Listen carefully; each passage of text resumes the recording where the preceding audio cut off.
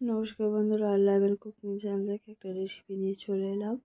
আজকে কাবলি ছোলার ঘুগনি করব, যেটাকে আমরা চানা মশলা বলি। খুব সিম্পলভাবে আর ঘরোয়া উপকরণ দিয়ে প্রথমে আলু আর চানা, মানে যেটা ছোলা, কাবলি ছোলা, সেটাকে আমি ভিজিয়ে রেখেছিলাম।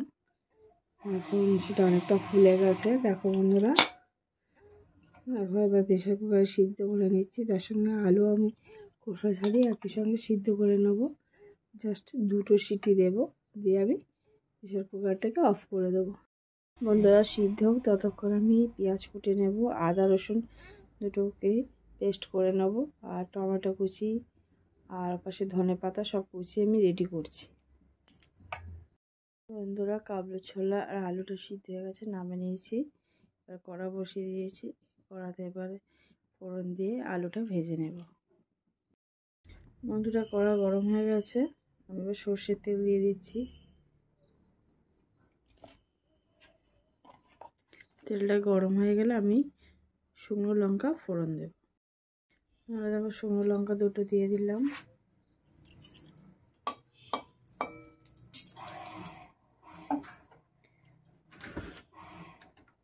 পেঁয়াজ কুচি করে রেখেছিলাম, পেঁয়াজ কুচি দিয়ে দিচ্ছি।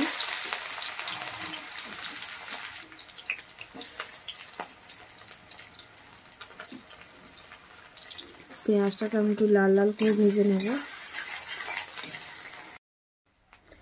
30 সেকেন্ডের মতন পেঁয়াজটা ভেজে নিয়েছি। তারপরে দেখো, রসুন কুচিয়ে রেখেছিলাম, রসুনগুলোকে দিয়ে দিচ্ছি।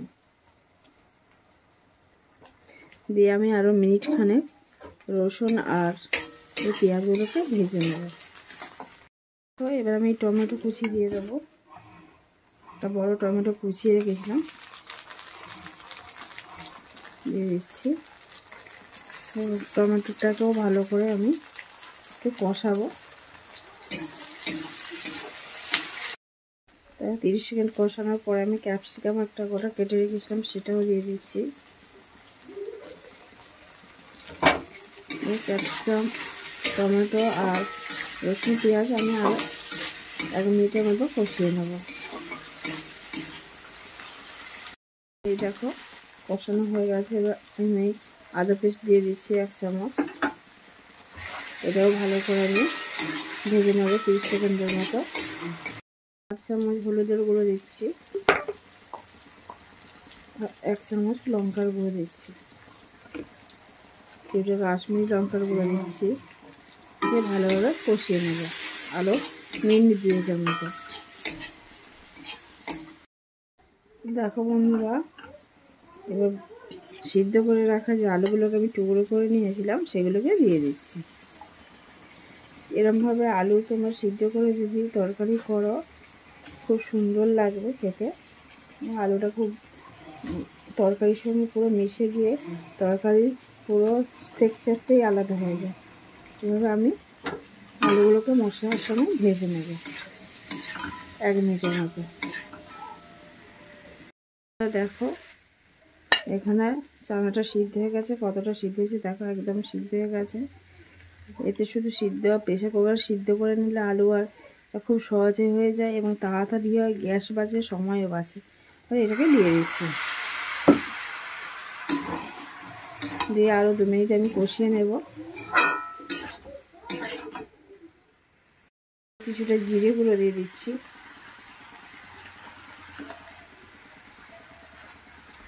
কিছুটা চানা মশলা দিয়ে দিলাম। দেখো, 2 চামচ টমেটো সস দিয়ে দিচ্ছি। এভাবে রান্না করলে খুব দারুণ টেস্টি হয়। দিয়ে আমি আরও মিনিট 2 কষিয়ে নেবো, নিয়ে জল দিয়ে দেবো।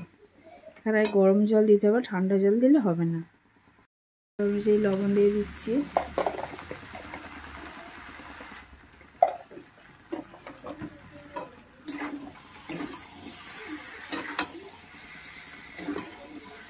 এখানে কমপ্লিট হয়ে গেছে কষানোটা। আমি জল দিয়ে দিচ্ছি।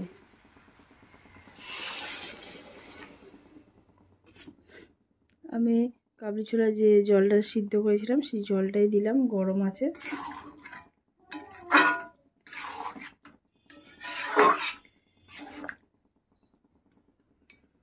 বন্ধুরা, এবারে মিনিট 5 ফুললেই আমার রেডি হয়ে যাবে কাবলি ছোলার ঘুগনি। খুব ফটাফট জলদি হয়, এর সঙ্গে গরম গরম লুচি। বন্ধুরা, আমার এই রেসিপি যদি তোমাদের ভালো লেগে থাকে তাহলে অবশ্যই একটা লাইক কমেন্ট শেয়ার করবে।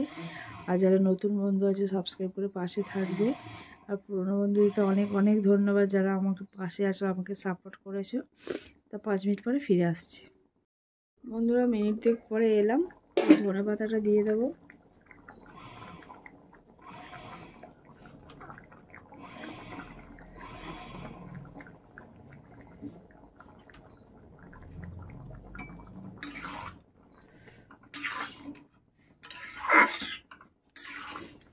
আর মিনিট 3 ফুটিয়ে নিলে আমার রেডি হয়ে যাবে। বন্ধুরা, এখানে ময়দাটা আমি মেখে রেখেছিলাম, এবার লুচি করব। বন্ধুরা, ফিরে এলাম। দেখো এখানে কমপ্লিট হয়ে গেছে। এবার আমি নামিয়ে নেব। এবার লুচিগুলোকে ফটাফট ভেজে নেব।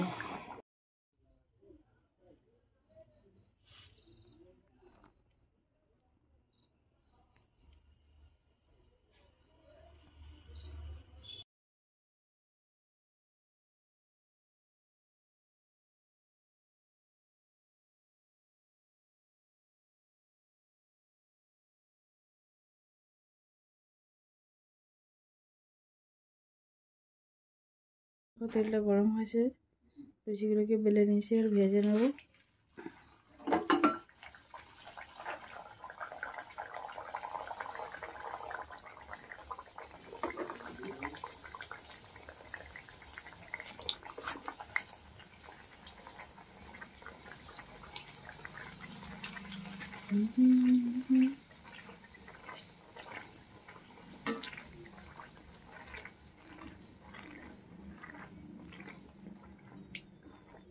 দেখো ওনার একদম ফুল লুচি হয়ে গেছে।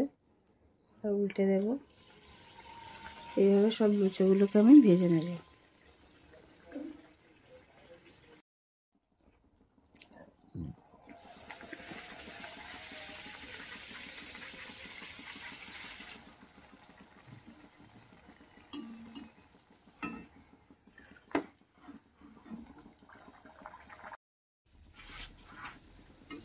বন্ধুরা, আজকের রেসিপি আমার এই পর্যন্ত। ততক্ষণ ভালো থেকো, সুস্থ থেকো। আবার একটা নতুন রেসিপি নিয়ে চলে আসবো। শুভরাত্রি। অনেক ধন্যবাদ।